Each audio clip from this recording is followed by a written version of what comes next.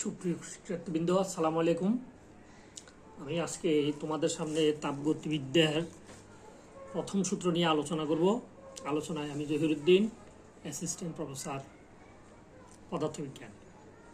আমরা আজকে পদার্থবিজ্ঞান দ্বিতীয় পত্রের তাপগতিবিদ্যা অধ্যায় থেকে আমরা জুলের সূত্র এবং সেখান থেকে আমরা তাপগতিবিদ্যার প্রথম সূত্র ক্লসিয়াসের সূত্র আমরা আলোচনা করব।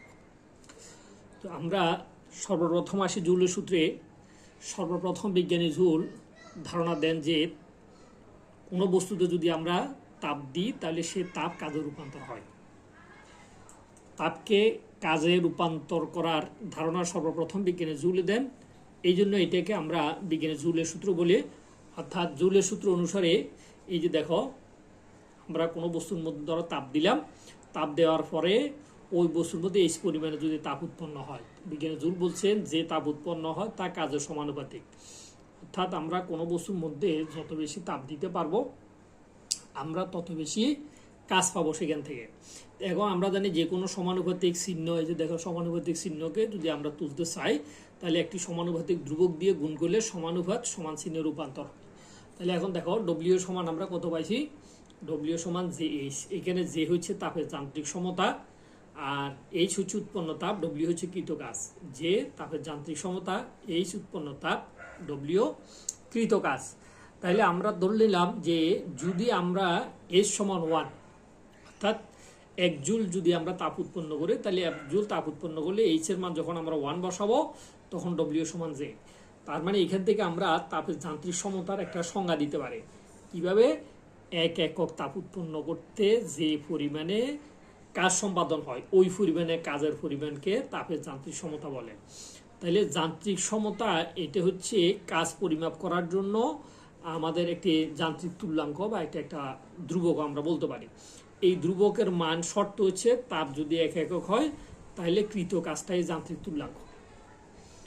এখন আমরা আলোচনা করব যে তাপগতিবিদ্যার এই অধ্যায়টাকে যদি আমরা আলোচনা করতে চাই, এখান থেকে তাপগতিবিদ্যার প্রথম সূত্র যদি আমরা পূর্ণ ধারণা নিতে চাই তাহলে আমাদেরকে সর্বপ্রথম জানতে হবে সিস্টেম। তাহলে দেখো এই যে সিস্টেম, তাহলে আমাদেরকে আগে জানতে হবে এই সিস্টেম কি।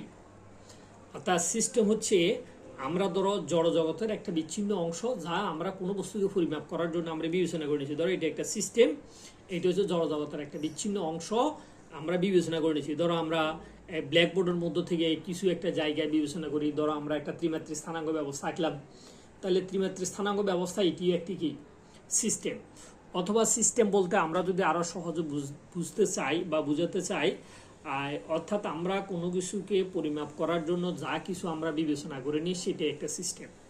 ধরো আমরা যদি এই বাটকারা হিসাবে আমরা ধরো যে সকল পানির গ্লাস অথবা কিছু পানির মগ আছে যেগুলা সাধারণত 1 মগ দুধ দিলে তা আধা লিটার হয়, তাহলে দেখবা যারা বাসায় দুধ রোজ দিয়ে যায় তারা ওই আধা লিটার দুধ যদি আমরা নিয়মিত তাদের কাছ থেকে রাখি তারা 1 মগ দুধ ওখানে ঢেলে দেয়। আমরাও নিজেরাও বুঝি যে এই 1 মগ মানে আধা লিটার, তার মানে দুধ পরিমাপের জন্য এটি একটি সিস্টেম। এখন সে যদি এই 1 মগ ঢেলে না দিয়ে কিছু পরিমাণে দুধ ঢেলে দিত তাহলে আমরা সেটা মেনে নিতাম না। কি জন্য মেনে নিতাম না? কারণ আমরা জানি এটা সিস্টেম হয় নাই। অর্থাৎ সিস্টেম হলে আমরা মেনে নিই। তাহলে ধরো তাহলে সিস্টেম হচ্ছে জড়জগতের বিচ্ছিন্ন অংশ যা আমরা পরীক্ষা নিরীক্ষা পরিমাপ কোনো কিছু মাপজোপ করার জন্য যা কিছু বিবেচনা করে নিই এটাকে আমরা নাম দিচ্ছি সিস্টেম। তো এই তাপগতিবিদ্যায় আমরা সিস্টেমকে 3 ভাগে ভাগ করছি। কয় ভাগে ভাগ করছি? 3 ভাগে। দেখো এখানে আমাদের পাশে একটা চিত্র আছে, এটা দেখা যাচ্ছে যে একটা জায়গা দিয়ে উন্মুক্ত আছে, এই জায়গা দিয়ে এটা একটা আমরা বলতে পারি উন্মুক্ত সিস্টেম। অর্থাৎ এখানে যদি আমরা কোনো গ্যাস রাখি এই পথ দিয়ে গ্যাসগুলো বেরিয়ে যেতে পারবো, আবার গ্যাস এই পথ দিয়ে আমরা চাইলে এই বস্তুটার ভিতরে অথবা এই সিস্টেমের ভিতরে আমরা গ্যাস ঢুকাতে পারবো। তার মানে উন্মুক্ত মানে কি, যে সিস্টেমের ভিতরে গ্যাস ঢুকতে পারে গ্যাস বাইরে হইতে পারে। এক কথায় যদি এটাকে আমরা পদার্থবিজ্ঞানের ভাষায় বলতে চাই তাহলে উন্মুক্ত সিস্টেম হচ্ছে যে সিস্টেমের ভিতরে ভর এবং শক্তি উভয় প্রবেশ করতে পারে। অর্থাৎ গ্যাস যদি ভিতরে প্রবেশ করে গ্যাসের একটা ভর আছে আবার গ্যাসের একটা শক্তি আছে, তার মানে ভর এবং শক্তি উভয় যদি বিনিময় হয় পরিবেশের সাথে সিস্টেমের সাথে তখন আমরা সেটাকে বলি উন্মুক্ত সিস্টেম। এরপর দেখো এখানে একটা বদ্ধ সিস্টেম, এই সিস্টেমের 3 দেয়াল, দেখো তাপের অন্তরক, এই 3 দেয়াল দিয়ে তাপ যেতে পারবে না। এইখানে একটা দেয়াল আছে, এই দেয়াল দিয়ে তাপ যাইতে পারবে। তার মানে এটাকে আমরা একটা বদ্ধ সিস্টেম বলতে পারি। অর্থাৎ এখানে ধরো আমরা কিছু পরিমাণে গ্যাস যদি বদ্ধ রাখি, বদ্ধ রেখে গ্যাসের যদি একটা তাপ থাকে, আগে থেকে গ্যাসের মধ্যে যদি তাপশক্তি জমা থাকে, তখন এইখানে যেহেতু তাপের পরিবাহক, এই দেয়াল দিয়ে চাইলে গ্যাস তাপ বিকিরণ করতে পারবে। অর্থাৎ তাপটা এখানে পরিবহন পদ্ধতিতে এবং এই সিস্টেম থেকে বেরিয়ে যেতে পারবে, কিন্তু গ্যাস বের হইতে পারবে না, কারণ সে বদ্ধ সিস্টেম। তাহলে আমরা বুঝতে পারতেছি যে বদ্ধ সিস্টেমের ভিতরে থেকে শুধুমাত্র শক্তি বিনিময় হয়, ভর বিনিময় হয় না। তার মানে যে সিস্টেম শুধুমাত্র শক্তি বিনিময় করতে পারে পরিবেশের সাথে, ভর বিনিময় করতে পারে না, তখন ওটাকে আমরা নাম দিচ্ছি বদ্ধ সিস্টেম। এরপর আসো ধরো বিচ্ছিন্ন সিস্টেম। এই সিস্টেম চারো দেয়াল দেখো তাপের অন্তরক। এই সিস্টেমের চারটা দেয়ালিকে তাপের অন্তরক, অর্থাৎ এই দেয়াল, এই দেয়াল, এই দেয়ালে চারো দেয়াল যদি তাপের অন্তরক হয়, এখন এখানে ভিতরে যদি সিস্টেমের ভিতরে যদি কিছু গ্যাসও থাকে এবং এই গ্যাস পরিবেশের সাথে তাপও বিনিময় করতে পারতেছে না, অর্থাৎ শক্তিও বিনিময় করতে পারতেছে না, ভরও বিনিময় করতে পারছে না। তার মানে আমরা বলতে পারি যে এই সিস্টেমটা একেবারে পরিবেশ থেকে কি আছে, বিচ্ছিন্ন আছে, অর্থাৎ আইসোলেটেড করা আছে, অর্থাৎ পৃথক করা আছে পরিবেশের সাথে। সে সম্পূর্ণ পৃথক, পরিবেশের সাথে তার কোনো কিছুই বিনিময় হয় না। তাহলে এবার দেখো আমরা সিস্টেমকে তিন ভাগে ভাগ করছি। এক, উন্মুক্ত সিস্টেম; দুই, বদ্ধ সিস্টেম; তিন, বিচ্ছিন্ন সিস্টেম।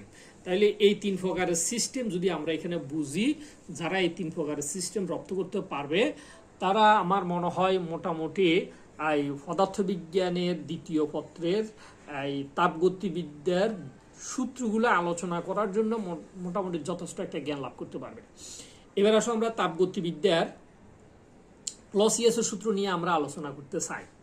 বিজ্ঞানী ক্লসিয়াস তিনি তাপগতিবিদ্যার তাপকে পরিমাপ করার জন্য তিনি নতুন একটা সূত্র উপস্থাপন করেন। তিনি বলেন যে যে কোনো সিস্টেমের ভিতরে যদি আমরা তাপ দিই, অর্থাৎ যদি কোনো একটা বদ্ধ সিস্টেম আমরা কল্পনা করি, ওই বদ্ধ সিস্টেমের মধ্যে যদি আমরা কিছু পরিমাণে গ্যাসকে পিস্টন দ্বারা আবদ্ধ করি, তা আমরা জানি ওই গ্যাসের একটা চাপ আছে, ওই গ্যাসের একটা আয়তন আছে, ওই গ্যাসের একটা তাপমাত্রা আছে। তাহলে চাপ, আয়তন, তাপমাত্রা এই তিনটাকে আমরা যে কোনো গ্যাসের পদার্থের বা গ্যাসীয় পদার্থের ক্ষেত্রে আমরা বলি তাপগতীয় চলন। এখন বিজ্ঞানী ক্লসিয়াস তিনি শক্তির নিত্যতার সূত্রকে ব্যবহার করে তিনি নতুন একটা সূত্রের ধারণা দিয়েছেন। তিনি বলছেন যে কোনো সিস্টেমের মধ্যে যদি আমরা তাপ শক্তি সরবরাহ করি, তাহলে ওই সিস্টেম এই তাপটা যদি সে গ্রহণ করতে পারে, অর্থাৎ তাপটা যদি সিস্টেমের মধ্যে বিনিময় হয়, তাহলে সিস্টেম যদি আমরা চাপকে স্থির রাখি, তাহলে আয়তনের যদি পরিবর্তন হয়, যদি তাপমাত্রার পরিবর্তন হয়, এবং আয়তনের এই পরিবর্তনের কারণে সিস্টেমের ভিতরে একটা অভ্যন্তরীণ কাজ হবে, অর্থাৎ সিস্টেম তার পরিবেশের উপরে ওখানে একটা কার্য সম্পাদন করবে। কিভাবে? আয়তনের পরিবর্তনের কারণে কাজটা সম্পাদিত হবে। আবার তাপমাত্রার পরিবর্তনের কারণে যদি আমি বাইরের থেকে তাপ দিছি, তাহলে সিস্টেম তাপ পাচ্ছে, তাহলে তাপমাত্রার পরিবর্তনের কারণে সিস্টেমের একটা অন্তঃস্থ শক্তি বৃদ্ধি পাবে।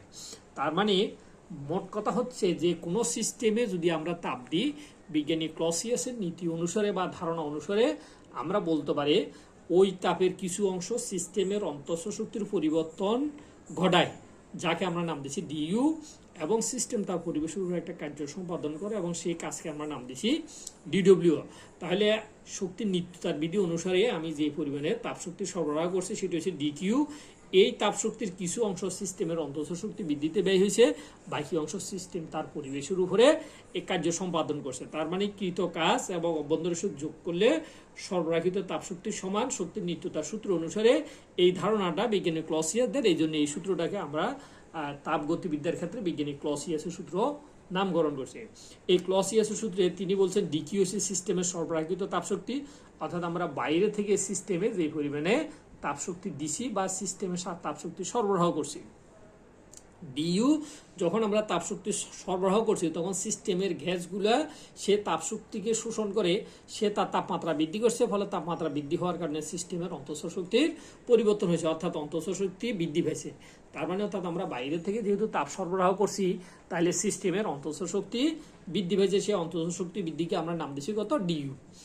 এবং সিস্টেম তার পরিবেশের উপরে একটা কাজ সম্পাদন করছে, সেই কাজকে আমরা নাম দিচ্ছি কত?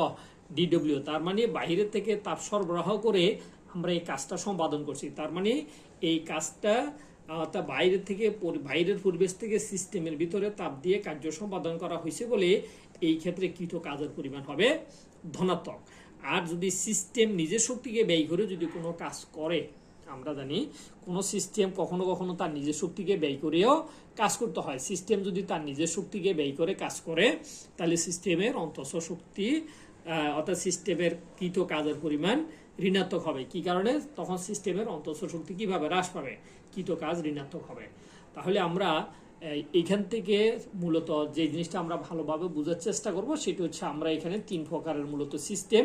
এখন আমরা ক্লসিয়াসের প্রথম সূত্রটা আলোচনা করার জন্য আমরা যে সিস্টেমটা বিবেচনা করছি এটি একটি বদ্ধ সিস্টেম। কারণ এই সিস্টেমের এই দেয়াল 3 দেয়াল হচ্ছে কি তাপের অন্তরক, শুধুমাত্র এই দেয়াল হচ্ছে তাপের পরিবাহক, এবং এই পিস্টনটা এই গ্যাসটাকে নিচের দিকে নামাতে পারে অর্থাৎ সংকোচন করতে পারে, আবার প্রসারণ ঘটাতে পারে। তাহলে আমরা এটা একটা বদ্ধ সিস্টেম কল্পনা করছি। এই বদ্ধ সিস্টেম কল্পনা করে ক্লসিয়াসের তাপগতিবিদ্যার প্রথম সূত্র আমরা উপস্থাপন করছি। ধন্যবাদ সবাইকে। খোদা হাফেজ।